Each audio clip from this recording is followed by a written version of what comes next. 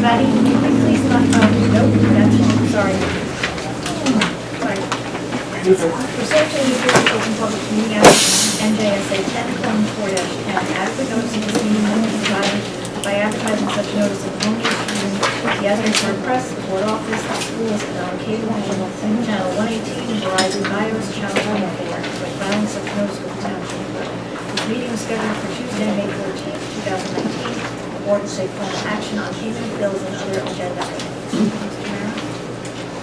The Oak Ridge Township Board of Education acknowledges that the law of this state establishes that members of the public, including members of the board, have the right to record public board meetings using audio or video recording devices, provided that that act of recording does not interfere with the business of this public board meeting. Therefore, the board makes it known that any such recording is considered a private recording of the individual, and in no manner represents the official record of this board. The board therefore takes no responsibility for such private recording and completely disavows any future use. Thank you. Roll call, please. Carol. Here. Freeman. Here. Dunn. Here. Ellis Foster. Here. Lynn. Here. Reed. Here. Singh. Here. Slokowski. Here. Allen. Here. Armitage. Please rise to the pledge. To the flag of the United States of America and to the republic for which it stands, one nation, under God, indivisible, with liberty and justice for all.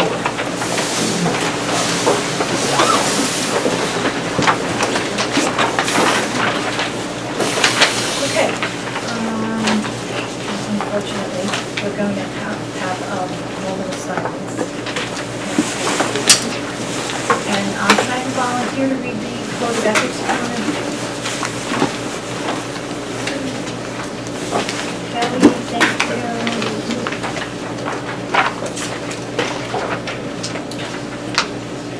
Okay. Minutes, student representative board recognition, this is all the teacher, right? Right, I think there's a few other items on there with reference to Earth Day winners, but that is it as far as recognition. Just our next meeting, schools out or on the board, everyone school's out, so we want students to be present for staff to be present for the recognition of Earth Day.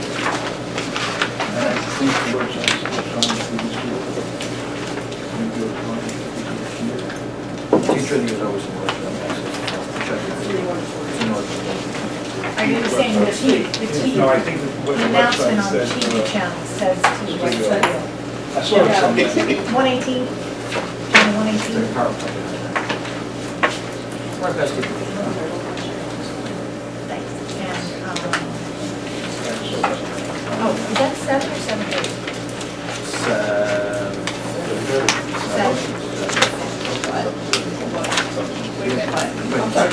The next week's meeting, 7:30? Okay. The panic is because we have pictures. Right. And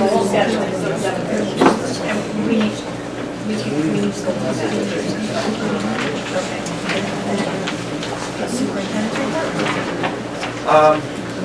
Usually we don't have one based upon that, we might have something next week. Just I'm going to update the board as I did the president, the vice president today.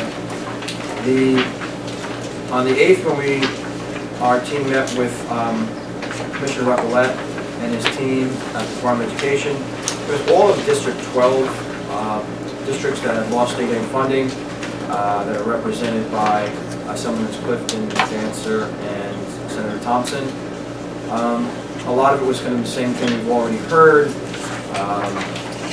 They understand, they recognize, they identify districts specifically, such as Old Bridge, that unintentional consequences. We're going to work with the legislature and put something in place during the, they didn't say they were late session, but during the after the election season. And kind of the same thing. I think when we received the invitation, it was more like a personal invitation. We got there, we were all in District 12. And I think it was kind of just, to let us know the legislature and something that we're working to try to do something. We also had the opportunity to speak, and complete our individual situations. One of the things we did talk about is that 35 days prior, we had sent a board request or resolution just seeking approval for the possibility of closing Chiefs Wave School. And we had not heard anything back. When I asked Commissioner Levelette about it, it was who you sent the letter to. I identified it was to his office, to the finance office for this Department of Education, and the county business administrator's office, all of which received certified receipt back to us that they had received them. They told us they'd check on it, get back to us at the end of the meeting. At the end of the meeting, I asked, and they said they'd have to get back to us tomorrow. Tomorrow came and went, so we sent them an email asking, where are we at with this?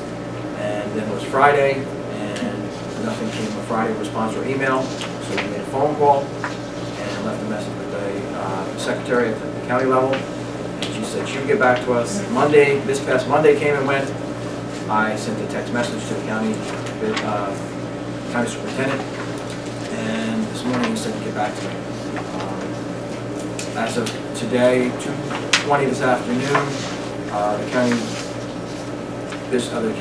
superintendent sent his approval to the office of Lyle Jones, who's the director of school facilities. And so from the county approval level to the state approval level, and then the state approval level is now asking us for certain information that they didn't require before. And so there's no short turnaround on this. We're providing the information that they would need to provide approval at the state level now. So obviously there's no action on tonight's meeting in reference to that because we're still waiting for state level. The only other thing I want to say, I don't want to direct this in any other way, but I keep getting information and questions asked if I'm leaving the district. I have not applied anywhere else in any other districts. I promise you that I get at least this portion of it. So I have not applied. I'm not going anywhere. It could be a good news bad as far as we proceed. So that's my report for today. We'll go to correspondence. Does anybody have a special committee report for next week? And we had a technology committee meeting, but I think that's enough. So we'll do that. Okay. Is there anybody else? I scheduled a meeting on 30th. Oh, yes, athletics is scheduled for the 30th, but there won't be a report, okay.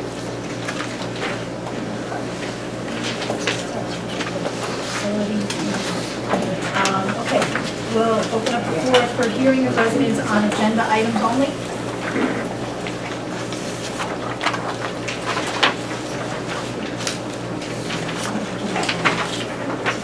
Okay, close that portion.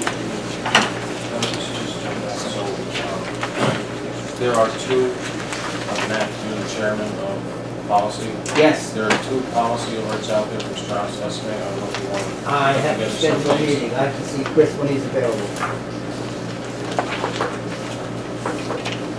Just we have a member of the public, Mr. Solikowski, who's interested in attending that meeting, so we do just visit my office now. Yes, thank you. No problem. Nothing under policy. Curriculum. Any questions? Yeah, we have a meeting scheduled for the 29th. At 7 p.m.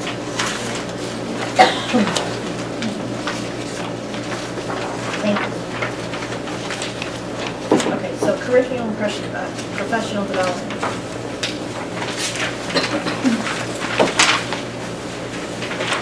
Moving on to athletics, we have action item number 1. May I have a motion, please? I will move athletics, item 1, Madam President. Second. Thank you. Roll call, please. Mike? Yes. Steve? Yes? Singh? Yes. Solikowski? Yes. Carol? Yes. Freeman? Yes. John? Yes. Thomas Forster? Yes.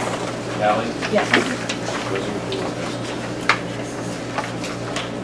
Do we have any questions or discussion on number 2?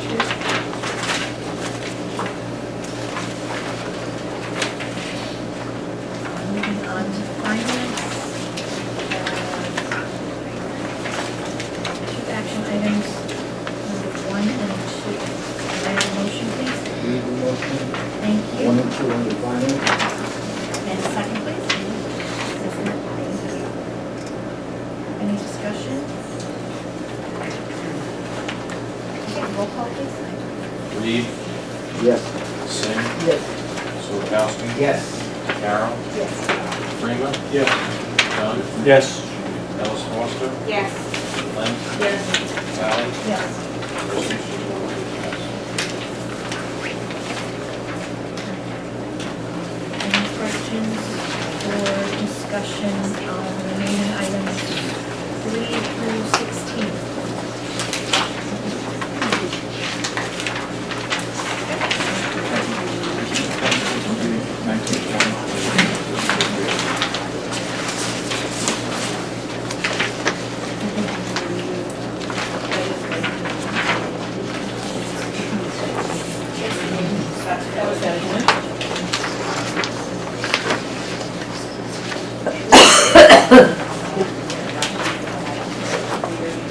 We don't have the grant funding yet.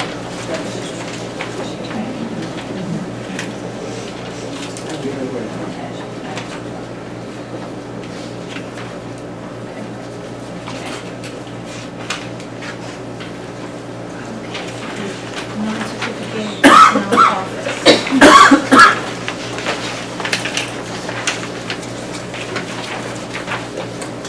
Anybody? Non-certificated personnel operational. Items 1 through 5.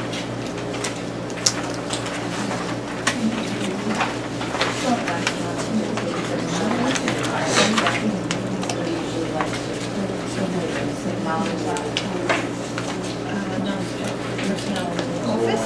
Office, okay. Mr. Solakowski, you want to be our retirement representative? Sure. Thank you. Hopefully there'll be a couple more by then. Okay, mental operational, so non-certificated personnel, other, we have one action item number 1. May I have a motion, please? Gonna move non-certificated personnel other, item 1. Thank you. Second, Commissioner. Thank you.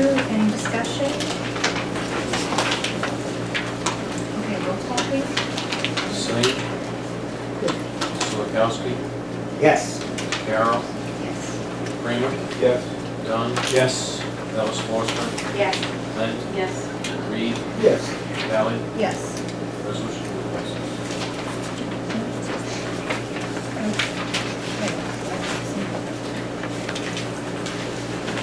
Okay, any questions or discussion on the remaining items 2 through 14?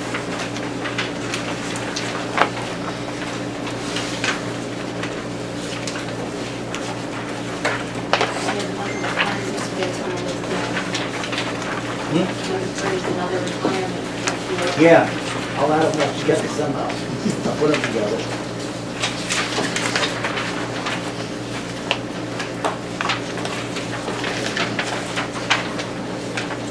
Okay, certificated personnel. Items 1 through 34. I'm going to give you all the, On number 1, what is the Army Street that is on Frank? This is what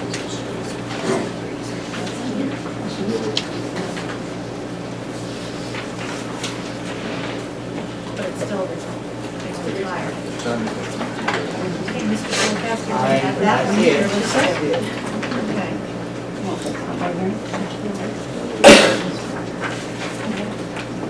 Just for clarification, we have attachments that have tenured staff, their employment being acknowledged, there's no locations. Those will all go back on hopefully in June, and all the staffing assignments.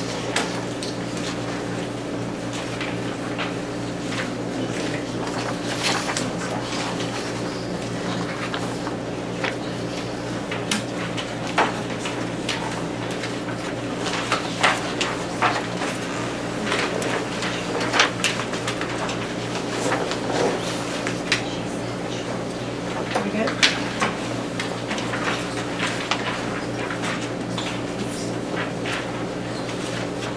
Good? Non-certificate personnel transportation.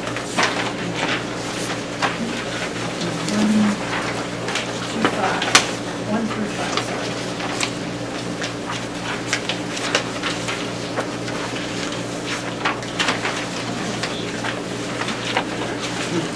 Supplies, equipment, and services, 1 through 7.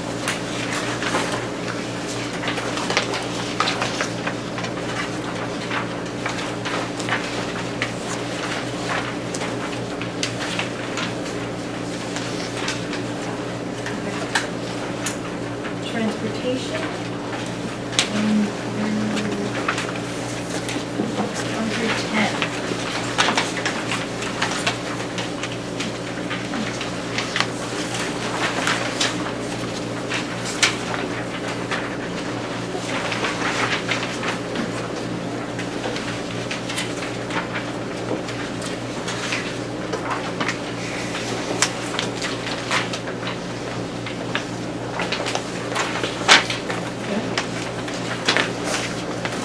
Okay, miscellaneous items 1 through 6.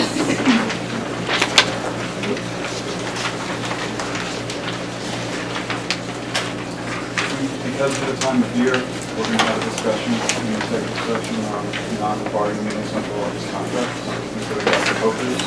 So we need to pass a document of necessity and we need to vote on it tonight.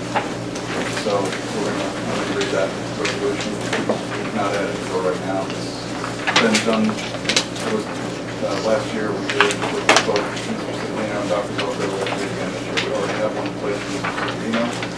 But the board needs to adopt the document of necessity for all discussions and actions on the Assistant Superintendent's 1920 individual employment agreement, because you have 5 members who currently have family members employed in the public schools Old Bridge, which employment creates a conflict with those members, and under the School Ethics Act, they would not be able to vote on the Assistant Superintendent's contract or participate in discussions. Therefore, the document of necessity must be invoked, resulting in all 9 of you being eligible to participate in the discussions and in the vote.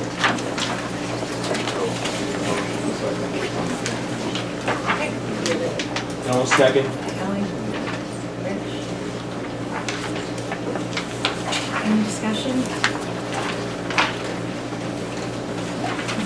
Roll call, please. Carol? Yes. Freeman? Yes. One? Yes. Alice Foster? Yes. Lynn? Yes. Reed? Yes. Singh? Yes. Solakowski? Yes. Valley? Yes. Resolution 7 passes.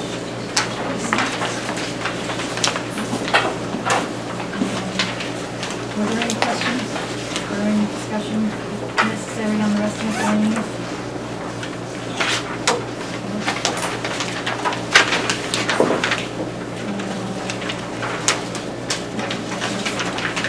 Now, for temporary board business. So we'll open up the floor to hearing of residents on any school issue. Yes. Can you, Dr. Hofer, can you explain again about when the staff is going to know where their positions are? We couldn't hear you back here. I'm sorry. We couldn't hear you back here. I didn't actually say when staff were going to be notified, I just said that the staff that are being rehired on this agenda are the tenured staff.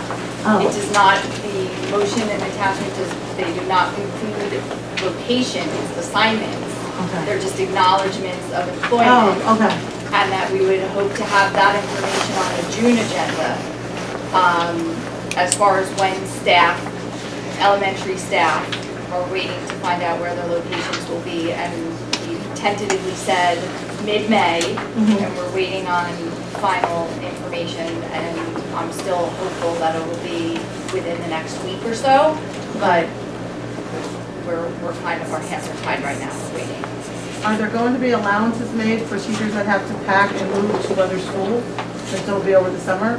Isn't the last meeting after the school year ends, the June meeting? Well, staff can be notified, but it would go on the June agenda. Okay. So I'm certainly hopeful that staff. They'll be will notified June before the school agenda. year ends? Yes. Okay. Ms. Rooney? I have one procedural question. When you have an action item at an agenda meeting, why does it appear on the agenda for next week's meeting also?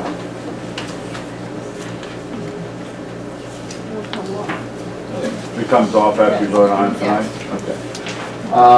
The other question is kind of along with what Sue was asking. Is there over 150, people have been told that they are not assured a job for next year? Is there a procedure in place to notify specifically the elementary more than anyone else, of who's being brought back? Is that ready to go as soon as you have word from the state? Yes, please. And for the transfers, is there any way that people who, I'm sure you have worked out, of the 20 teachers in the building, which 3 or 4 might be getting transferred, could they be notified of the possibility? Because, right, we have some elementary buildings where every teacher is preparing as if they're going to be transferred next year. So would there be a way to, say this isn't resolved in the next week, to start cluing people in, based on the 2 scenarios, you might be moved, while, your neighbor isn't. So the school in question, as far as anybody, assuming that they're moving, would be Cheesequake. I'm saying other buildings, people are just, with the uncertainty. Other buildings that are looking at it as though every single teacher would be moving, but if that's their perspective, Cheesequake I did go to and ask them to give me their first, second, and third choices of grade levels that they wish to teach, knowing that they would be impacted, assuming that they would be impacted. With that, I have met previously with all of the elementary principals, and I have been meeting with them all week, this week. Every day I set up meetings, and I've gone over to just reiterate the staffing, update any changes that have occurred since the last time that we met, so that the second that we do get notification, the staff will be, we will have the information ready to go. I just want to interject one thing, because I think there's some confusion from what I understand on part of the packing piece. The message going out is not having to do with people packing to move, it's people packing because we do not want to go in the same situation we went to last year. It's already a very rainy spring, can be another rainy, So we're asking everyone, take their personal belongings, bring them home. Pack anything that is loose educational materials, because when we send this new team into the classrooms, we're going to be lifting everything up, cleaning everything, making sure that we do not come back, hopefully, to any mold spores, mold growth in the spring, in the summer, and doing it in a very regimented manner. So last year when they tried to do it, we go into rooms and there's soft materials just stacked from years, and newspapers that are stacked over the years. We don't know what's good and what's bad, what you're saving it for. So we're asking all classrooms to purge documents that you don't need anymore, get rid of stuff. Anything you do need, pack nice and neat, as airtight as possible. Things that are your personal items, take them home. And I think that's key. Purge items. I can walk into classrooms and I know we hold on to things because someday we might need them. Personally, I'm someone who throws everything I can away because I don't want to store it. Or I give it to someone else so that they can store it and it's still handy. But we want everyone to purge what they can to avoid these things. There certainly was some confusion about that, but we know that there will be transfers at the elementary level. So, all the people know that, but no one knows who, if it does go through, no one knows if they're one of the ones getting moved. So as we get closer and they start looking around the classrooms where they've stored up things for 20 years, they're trying to figure out, should I just pack everything up because I can't do it I can't get it all done in 2 days at the end of the year if word gets out late. So just if it does drag out, I don't know if that's a possibility to start tapping them on the shoulder and saying. One thing I want to avoid is telling people that they're moving and then saying, nope, sorry, you're not moving. Or saying you're moving here, no, now you're moving here, if we can avoid that. But in answer, I understand what you're saying, and ideally, by the end of this week, I would be able to tell them. And the principals are ready to go, and they will have, who's telling who, what, when, and, we've done this for the last few years. We've had a date and everybody is told on the same day so that they are told from their building administrator and not from social media or someone else that finds out first. You know, we want to avoid that as well. In answer to the other question, as far as knowing what options are available, because we potentially have more moves this year than we normally do, in the past I've gone to every building and met with anyone who's wanted to meet with me. Under these circumstances, I don't know how quickly I could get to everyone, and I would imagine that they would want answers quickly. So my plan was to just have office hours, and they can come up here and meet and say, you know, 3 to 5, or they could call me if they can't come in, and during that time I'll just be here and be available to answer their questions, set up appointments, that kind of thing, so that we can expedite getting the answers. One solution for someone might also impact and be a solution for someone else who, you know, says, I want this grade or I want this grade. If I'm able to make those moves or have those options, I would make them. I'm also, in some of the cases, have principals, will be giving them the information that this is what you're telling your staff. However, you know, this is an option if they're not satisfied with that. So if I can expedite it by sharing, you know, those conversations, I will. You know, everything is a domino effect, so it's easier to have the conversation with me where I can look at the whole big picture as opposed to a principal who doesn't necessarily know what the other impacts are going to be. I think I answered it. Okay, thank you. I have another question.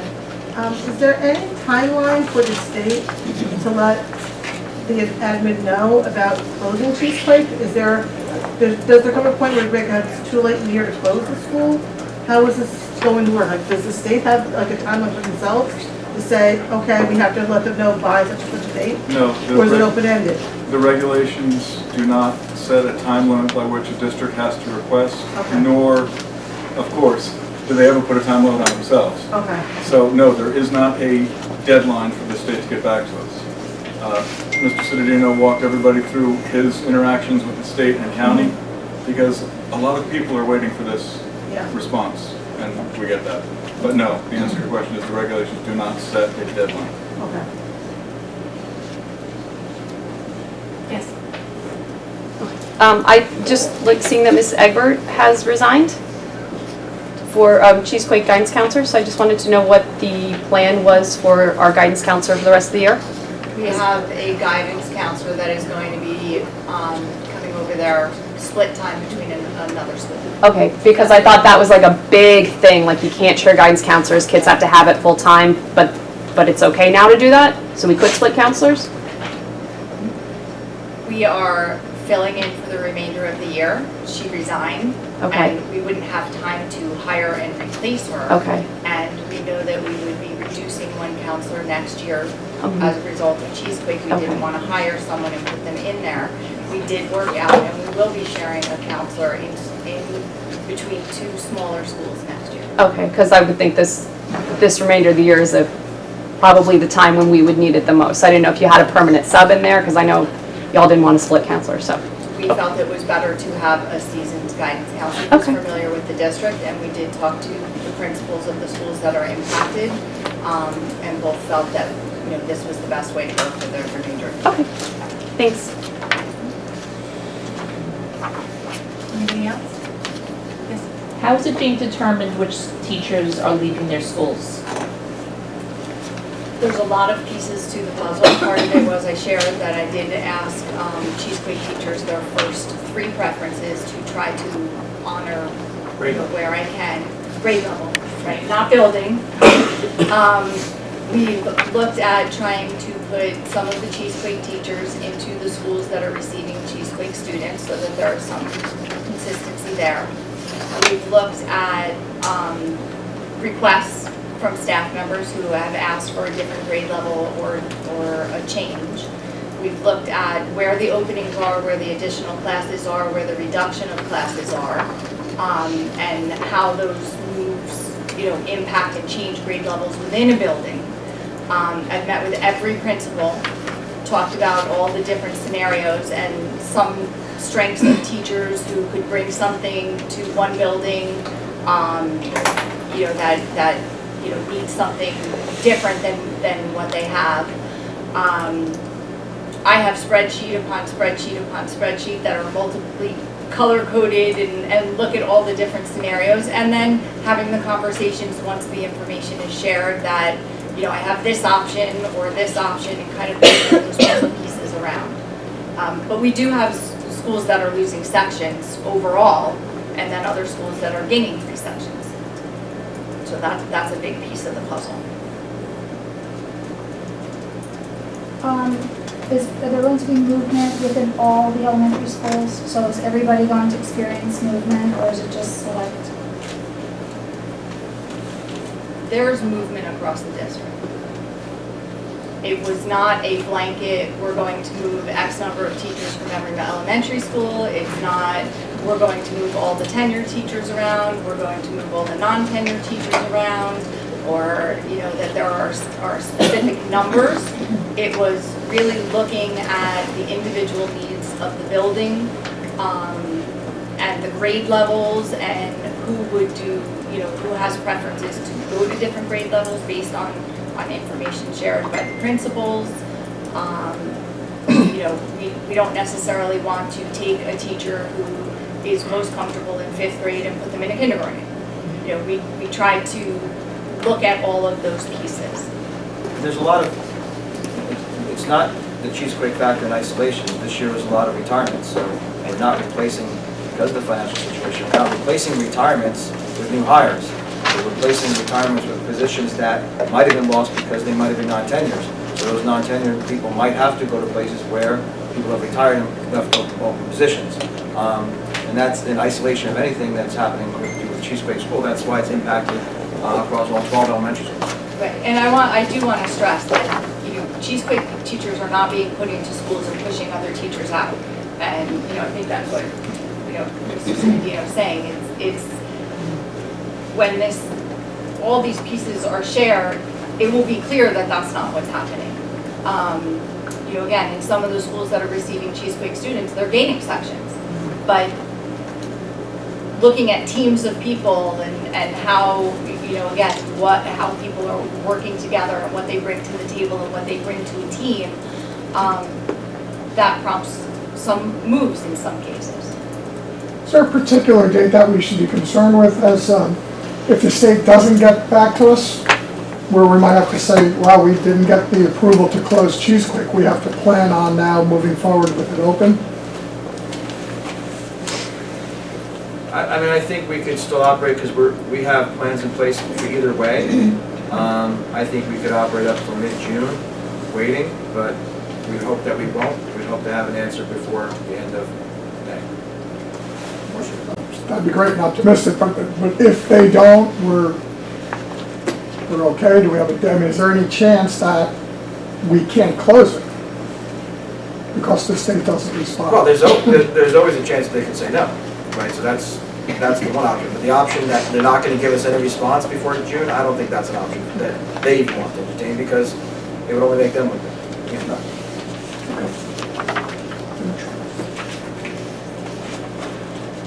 Anybody else? Okay, we'll close that portion. Any old business? Okay, any new business? I just have one thing that I wanted to put out there because I'm going to probably say yes, please do.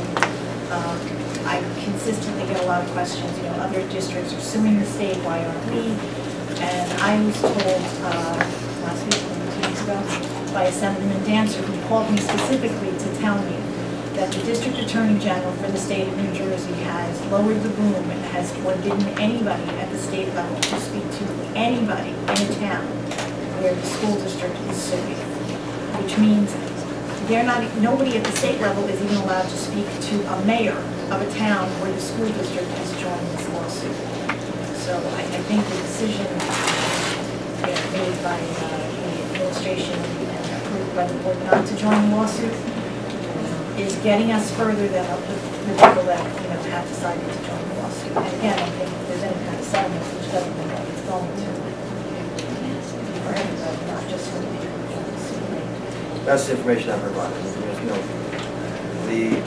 There's one district just filed its own individual lawsuit, and listening to, you know, political pundits that are weighing in on it, it's probably a 5-year turnaround before it even gets into in front of a judge, so.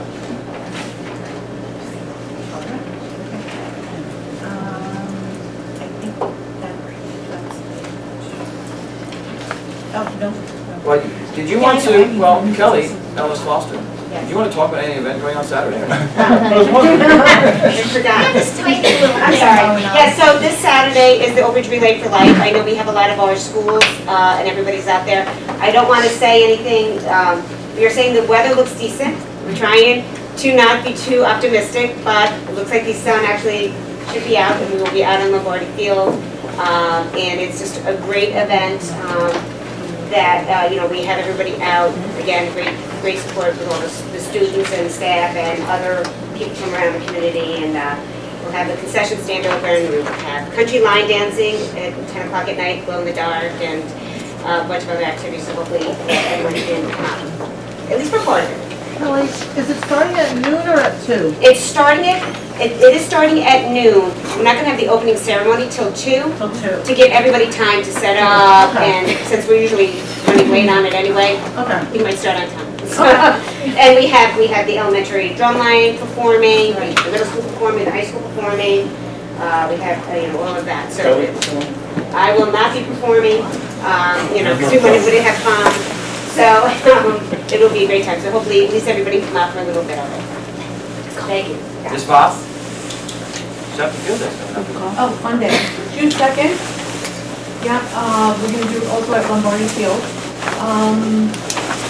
So we decided this year to go a little bit bigger, thanks to Nancy, she got us again, all the inflatables, we're gonna have face painting and DJ Mickey and some food trucks up there, so it's gonna be just a little bit bigger and a lot more fun, so everybody just come and join us and have some fun. Just for the kids, so it's always for the kids, so, thank you.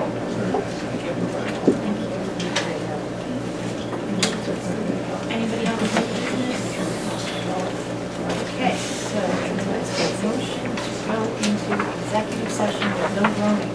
More specific, to the major government. So you need a motion for executive session for personnel and attorney-client privilege for discussions of central administrative contracts, the superintendent contract and evaluation, and personnel and property discussions on the 1920 budget.